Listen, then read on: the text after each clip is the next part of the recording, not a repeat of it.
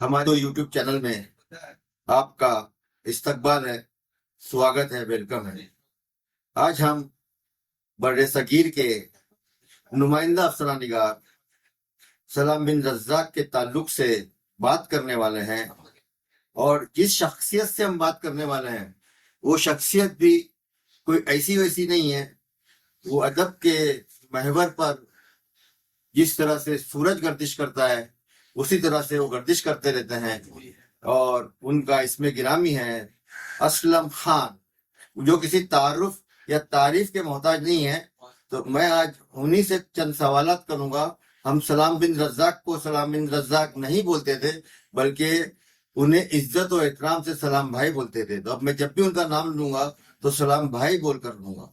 असलम खान साहब, आपका हमारे यूट्यूब चैनल में इस्तकबाल है। मेरा पहला सवाल है, बर्रे सगीर के नुमाइंदा अफसरान निगार जनाब सलाम बिन रज़्ज़ाक़ यानी कि सलाम भाई से आपकी पहली मुलाकात कब, कहाँ और कैसे हुई थी? सलाम भाई से पहली मुलाकात शायद 1980 होगा, 1980 में हुई थी। और उनके घर पे मुझे वो हमारे दो साथी जो अफसानेगार हैं, इकबाल नियाजी और असलम परवेज, ले गए थे। उनसे मुलाकात हुई थी। सलाम भाई के अफसानों में कहानीपन की आमेजिश किस हद तक होती थी? क्योंकि बाज वक्त मैंने सुना है कि उनके बयानिया की लोग बहुत तारीफ करते थे। आप इस ताल्लुक से क्या कहेंगे? भाई सलाम भाई के अफसानों में कहानीपन की आमेजिश की बात आप करते हैं। मैं तो बबांगे दहल कहता हूँ और हल्फिया कहता हूँ कि सलाम भाई उन खुश नसीब अफसानिगारों में है जिन्होंने जदीदियत की और तजरीदियत की और इबाम की। सुनामी में जो उर्दू अफसाना बह गया था और कहानी रस्सी तुड़ा के फरार हो गई थी, सलाम भाई ने जिन अफसानिगारों ने कहानी में कहानीपन को वापस लाया, उसमें सलाम भाई का मुकाम बहुत ऊंचा है, बहुत ऊंचा है, बहुत ऊंचा है। जब भी उर्दू अफसाने की बात है, मुंबई की सतह पे, महाराष्ट्र की सतह पे, हिंदुस्तान की सतह पर, आलमी उर्दू अदब की सतह पे, तो जब भी जदीद अफसानिगारों की दर्जाबंदी होगी तो सलाम बिन रज़्ज़ाक़ का मकाम सफ़े अव्वल के अफसानिगारों में शामिल होगा और है। सलाम भाई के किन अफसानों ने आपको बहुत मुतासिर किया? उनकी कुछ कहानियां मुझे बेहद पसंद है। ऐसे तो उनकी बहुत बहुत कहानियां पसंद है, लेकिन कुछ कहानियां, जैसे उनकी कहानी है बिजू का। बिजू के नाम से सुंदर प्रकाश ने महारकतुल आरा अफसाना लिखा और उसकी बहुत सराहना हुई, और जितनी हुई वो भी कम हुई।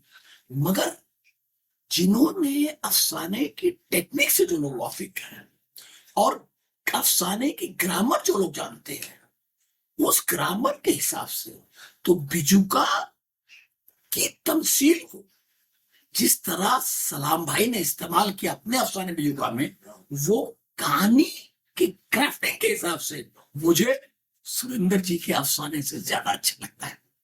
लेकिन सुरेंद्र जी का अफसाना अपने थॉट के हिसाब से बहुत शानदार, बहुत ही शानदार। और जैसा उनका अफसाना है एक लव्वे का पुनर्जन्म, एक लव्वे का पुनर्जन्म अफसाना एक क्लासिक है। और उन्होंने जो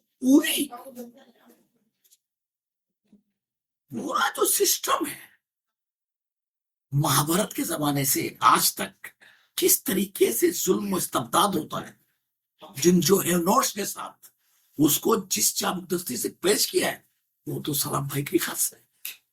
जैसा उनका अफसाना खस्सी है, उनका अफसाना मासूम है। अरे मैं किस अफसाने की बात बोल, उनका अक्सर अफसाने मुझे पसंद है। खस्सी है, एक लवे का पुनर्जन्म है, बिजुका है, ये सब उसमें शामिल रहेंगे। मुझे जो उनकी सबसे ज्यादा पर्सनल कहानी पसंद है, वो कहानी बहुत कम लोगों ने पढ़ी होगी। वो एक शॉर्ट स्टोरी, बहुत छोटी सी, वो इजहार में छपी थी। वो बहुत शॉर्ट स्टोरी है मगर बहुत गजब है, इसलिए कि वो इमरजेंसी के दौरान लिखी गई। अच्छा। वो कहानी मैं आपको सुनाई देता हूँ। सुना दीजिए आप। वो कहानी ये है कि एक आदमी को अंधेरे में डाल दिया गया और बोलता बहुत अंधेरा है, बहुत अंधेरा है, बहुत अंधेरा है, बहुत अंधेरा है, बहुत अंधेरा है। फिर कुछ देर बोलता बहुत अंधेरा है, बहुत अंधेरा है, बहुत अंधेरा है, बहुत अंधेरा है, कई लोग बोलते हैं। ऐसे कुछ देर वक्तों के बाद लोग बोलते नहीं यार, बहुत अंधेरा नहीं है, कुछ थोड़ी बहुत नजर आ रहा है, थोड़ी बहुत रोशनी है। उन्होंने लिखा कि एक्चुअली अंधेरा कम नहीं हुआ था, मगर जो लोग अंधेरे में थे उनकी आंखें अंधेरे में रह रहकर कुछ अंधेरे में देखने की आदी हो गई थी। तो इमरजेंसी के जमाने में ये अफसाना लिखना जाती तौर पर इतना शॉर्ट अफसाना और इतनी बड़ी बात कह देना मुझे पर्सनल सबसे ज्यादा समझ। सलाम भाई का रवैया अपने जूनियर्स, सीनियर्स और हम असरों के साथ कैसा रहा? सलाम भाई का रवैया अपने सीनियर के साथ हमेशा से बहुत एहतराम का रहा और जूनियर्स के साथ हमेशा बड़ा शफकत का रहा। वो अपने सीनियर्स की बड़ी रिस्पेक्ट करते थे, बड़े अदब से मिलते थे, कभी उन पर लान तान नहीं करते थे और जूनियर्स को हमेशा हमेशा हमेशा सपोर्ट करते थे, हमेशा उनकी हौसला अफजाई करते थे। एक बड़े भाई की तरह, एक बाप की तरह उनकी सरपरस्ती करते थे। उर्दू अदब के 80 के बाप के अफसाने और बात करेंगे, चाहे मैं हूं, चाहे इकबाल न्याजी हो, चाहे असलम परवेज हो, चाहे मदर सलीम हो या और कोई हो, मिन्ना, सबके साथ उनका रवैया बड़ा मोहब्बत वाला था। चाहे ये हो, अरे उनके बड़े बहुत बहुत बहुत करीब थे ये राम पंडित हूँ, सबके साथ उनका रवैया बड़ा बड़ा मुझे फरकाना होता था। सलाम भाई के साथ आपका कोई यादगार सफर या यादगार वाकया हो तो बताइए। सलाम भाई के साथ तो कई सफर हुए, लखनऊ हुआ, दिल्ली हुआ, महाराष्ट्र में जो जगह हुआ, मगर अब इसमें ये वाकये को आप, ये मैं सलाम भाई की अजमत के हिसाब से समझा रहा हूँ, कह रहा हूँ, इसमें मेरा कोई जरा भी वो नहीं है। सलाम भाई का एक अफसाना था, ड्रामा था, और उस अफसाने को मैं बहुत जूनियर था, उनका जो उनका लड़का था मुझसे 3-4 साल ही छोटा होगा, और मैंने सलाम भाई से कह दिया कि सलाम भाई ये अफसाने का एंड ऐसा नहीं, ऐसा होना चाहिए। और आपको मैं सच बताता हूं कि सलाम भाई ने उस दिन बाद में उन्होंने मुझसे कहा कि असलम जो तुम एंड बता रहे थे ना, अब मैं वो अफसाने को एक नशीस में सुनाता हूँ, जो तुमने जो एंड कहा है मैं वो एंड करके सुनाता हूँ, और एंड सुनाएगा और बाद में वो अफसाना उसी नाम से छपा। मतलब अपने जूनियर को इतना रिस्पेक्ट और एहतराम देना। फिर जैसे एक बात उन्होंने और कही थी, मैंने एक अफसाना लिखा उसमें कोई कैरेक्टर नहीं था, कोई नाम नहीं थे, कुछ क्राफ्टिंग नहीं थी, ये था।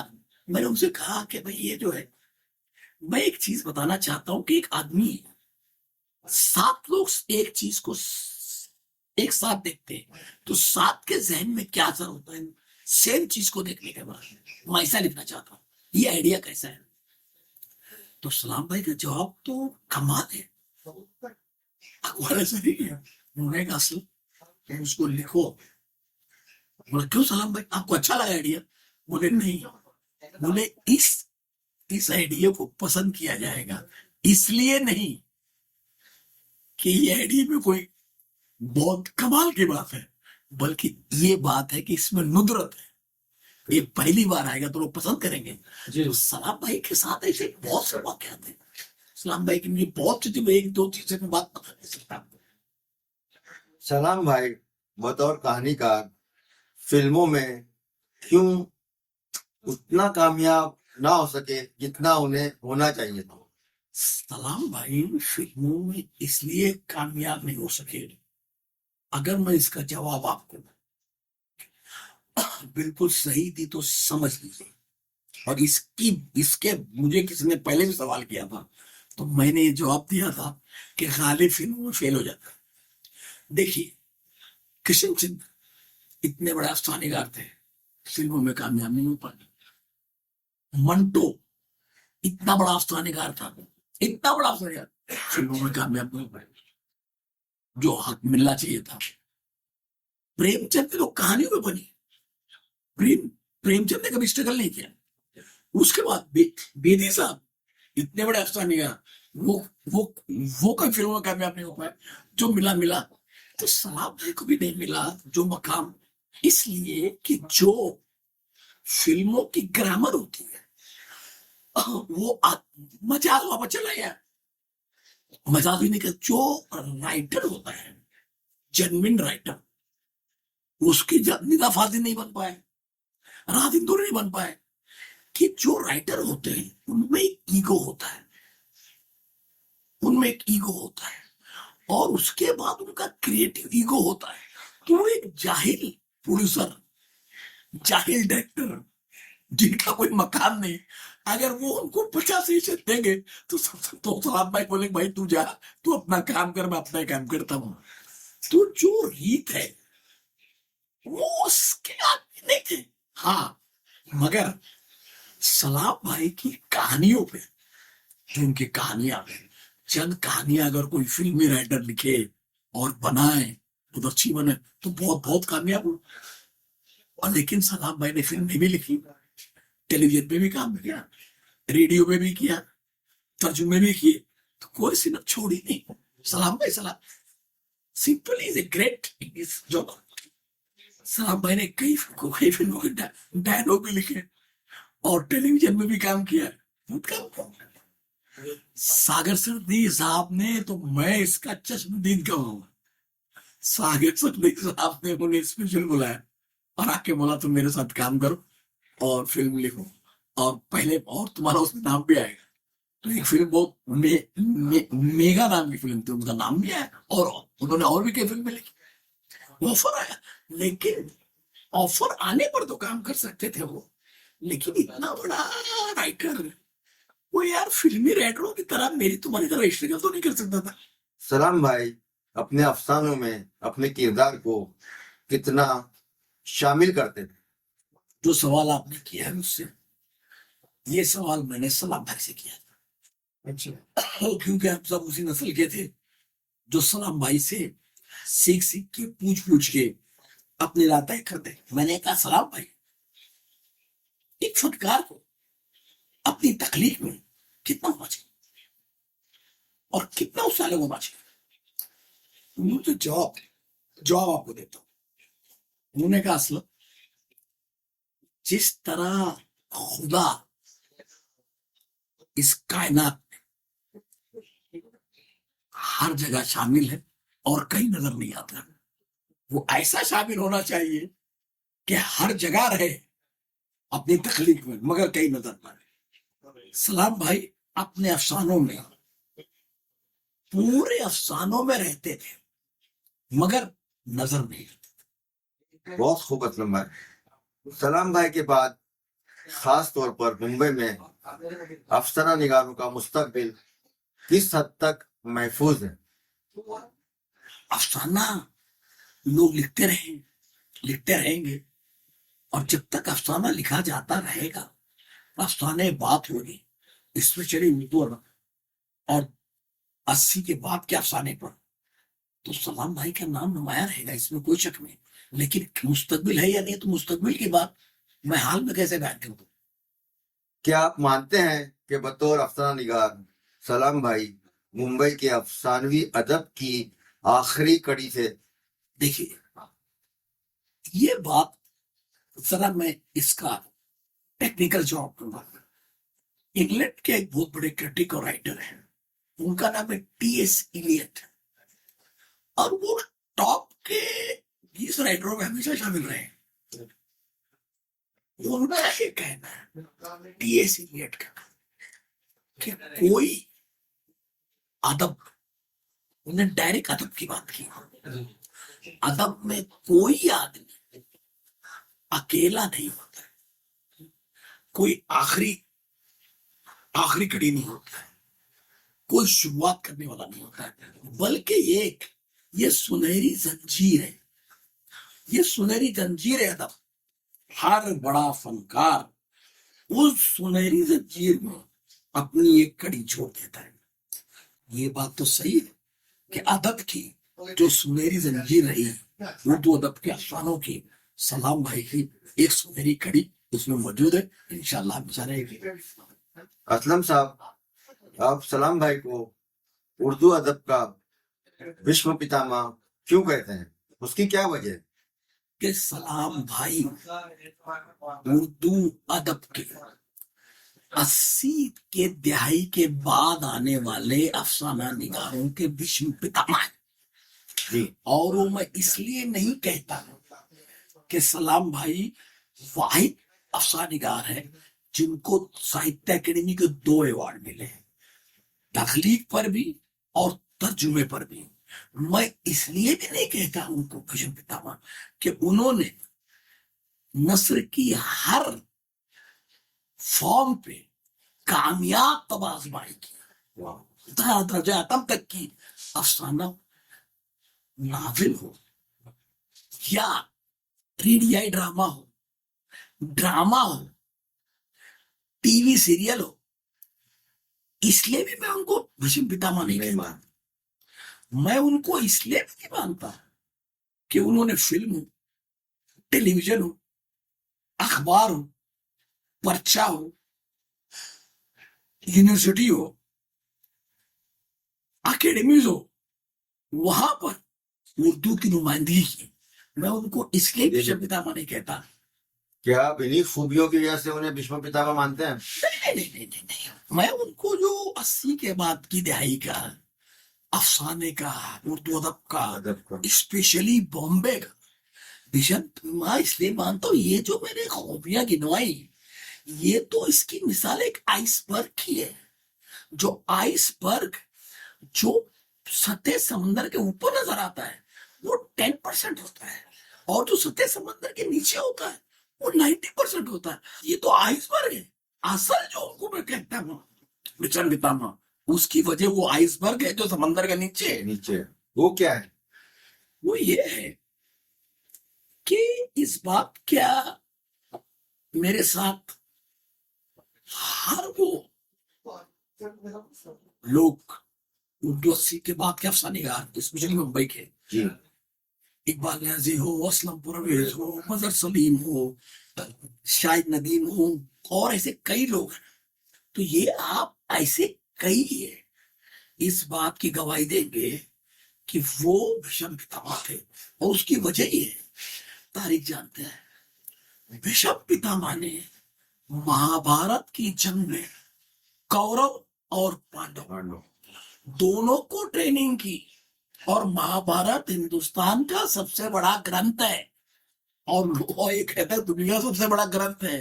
तुमने जो 2 फौजें लड़ रही थी, दोनों को जो दांव सिखाए वो विश्व पितामह ने नहीं सिखाए। जिस तरह विश्व पितामह ने कौरव पांडव दोनों को सब जंग के रमूज व असरार सिखाए, उसी तरह सलाम भाई ने 80 के दहाई के बाद के आने वाले अफसाना निगारों को अफसाने के तमाम रमूज व असरार सिखाए। उनको सिखाया कि कैसे मुरासला लिखने का, कैसे अखबार में भेजने का, कैसे मैगजीन में भेजने का, कैसे एकेडमी और गवर्नमेंट के इदारों में अपना मकाम बनाने का, यूनिवर्सिटी में अपना मकाम बनाने का, और इन सब के साथ अपनी इज्जत नफ्स को बरकरार रखने का। सलाम भाई ने कभी किसी को सिफारिश नहीं की, क्योंकि वो लंगड़ों की फौज नहीं चाहते थे, बल्कि उन्होंने सबको अपने पैरों पर ऐसा खड़ा किया कि सब दौड़ सके। तो सलाम भाई ने जिस तरह विषम पितामह ने कौरव पांडव सबको सब रमूज असरार सिखाए, तो सलाम भाई ने 80 के बाद की दहाई के आप किसी भी अफसार निगार का नाम लीजिए, बम्बई में पूछिए, वो यही कहेगा कि भाई अब्दुल सलाम भाई ने हमको सिखाया, और बहुत शफकत से और बगैर किसी, वो हमेशा मना करते थे कि सिफारिश मत लो, वो कैसे डायरेक्ट आप ले सकते हैं वो तरीका बताते थे। तरीका बताया तो जो चूंकि भीष्म पितामह ने वो किया था, किया था। और इन्होंने जो भीष्म पितामह ने महाभारत में किया, वही सलाम भाई ने उर्दू अदब के 80 के बाद आने वाले अफसार निगारों के साथ किया। क्या बात। इसलिए मैं उन्हें उर्दू अदब के 80 के बाद के दहाई के, स्पेशली बॉम्बे के अफसार निगारों का भीष्म पितामह बबांगे दहल कहता हूं। बिल्कुल सही बात है। आप आज की पीढ़ी को, आज की नस्ल को, खास तौर पर अफसानों के पस मंजर में या अफसाना लिखने के पस मंजर में क्या पैगाम देना चाहते हैं, क्या मैसेज देना चाहते हैं? देखिए साहब, फनकार जो होता है आजाद होता है, और फनकार को आप कैद नहीं कर सकते। जो फनकार होता है वो जिस फॉर्म में चाहे अपने फन को बाहर निकाले। तो अगर मैं किसी को मशवरा दूं, भाई मैं कौन मशवरा देने वाला हूं, तो मुझे लोग 50 मशवरे दे देंगे। तो मगर मैं एक गुजारिश करना चाहता हूं अपने सब दोस्त अहलकार से और अपने आप से, सबसे पहले अपने आप से, कि भाई अफसाना पढ़ो, फिक्शन सही पढ़ो, बात, सही बात।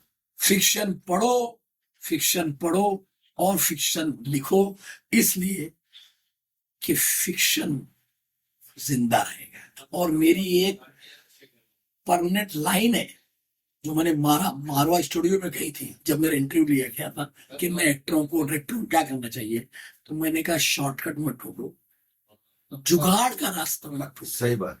There is no substitute for hard work. और आदमी जो फिक्शन लिखे, फिक्शन पढ़े, तो उससे अच्छी क्या बात है, क्या बात है। बहुत अच्छा, बहुत बहुत शुक्रिया असलम खान साहब कि आपने हमें अपना कीमती वक्त दिया। इंशाअल्लाह ये सिलसिला इसी तरह से जारी रहेगा। शुक्रिया।